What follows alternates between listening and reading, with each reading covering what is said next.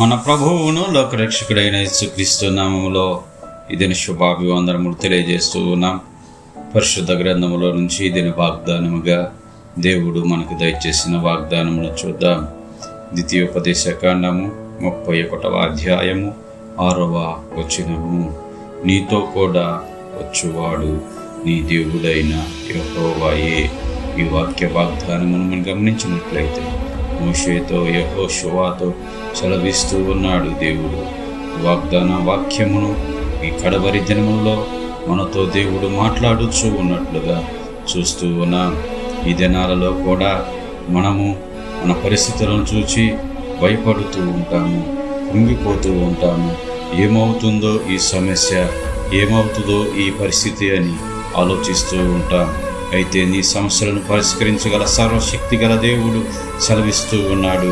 ఆయన కనికరము గల దేవుడు ప్రతి స్థలములోనూ నిన్ను విడువక ఎడబాయక నీకు తోడుగా ఉండి నడిపిస్తాను అని ఈ వాక్య వాగ్దానము ద్వారా దేవుడు సెలవిస్తూ ఉన్నాడు.